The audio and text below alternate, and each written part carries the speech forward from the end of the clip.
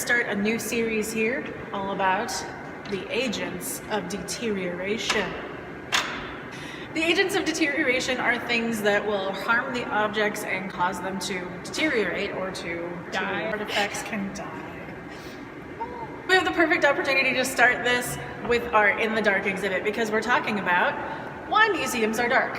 A lot of people came to the Titanic exhibit and there was one section in there with personal artifacts that were very susceptible to light.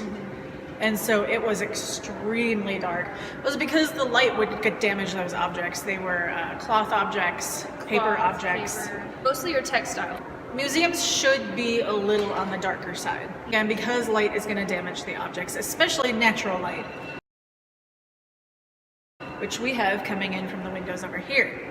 But anything we put in this gallery is not going to be too damaged by light. That brings us to how light damages objects. It's a cumulative thing, so if you have a bright light on an object, that'll do as much damage as a low light on an object for a longer period of time. So lights are a wave. There's the electromagnetic spectrum, and really the light we see is visible light, and it's a small part of the spectrum. So all of these lights are going to harm your objects.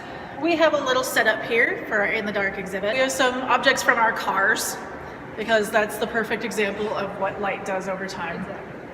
Kim has her car fresheners. They used to be the same color. This is my car fresheners that were in my truck. This one was on the inside and that one was behind it, hitting the sun. So this is how it's supposed to look, this pretty purple, and then you can see it's all faded. I got my dragon.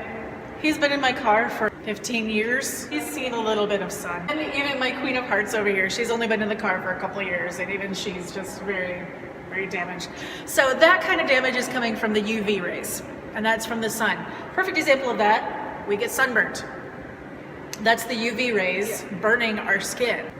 So that's natural light. You definitely don't want natural light in the museum. Usually you'll put some kind of UV filter on a window or just use blinds or just try not to have windows. Other lights in the museum, that's Fluorescent lights. Fluorescent lights are a type of light that you have in your house and in the museum. It is also giving off UV rays, just like the sun, just not as much. You're not gonna get sunburnt by these UV rays. But since it's cumulative, if an object is sitting in those fluorescent lights, it's gonna get damaged, just like these. It just may take longer. You also have your halogen lights, and those don't have the UV rays, but they have the heat. If you've ever tried to change a light bulb that was on, he's hot. You get burned. Don't do that. So the heat is gonna damage objects, and that's gonna be another agent of deterioration that we're gonna talk about, temperature. Really, your best lights are gonna be your LED lights. They don't get hot and they don't have as much UV rays. Fiber optics, that's what museums are using. A little more expensive, so that's the problem, but in the end it also saves money on energy. So museums will use a light meter to measure the light.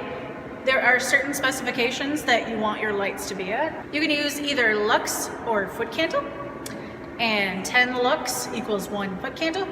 You want no more than 20 foot candles on your objects, which 20 foot candles is pretty bright. Let's see what we're at out here.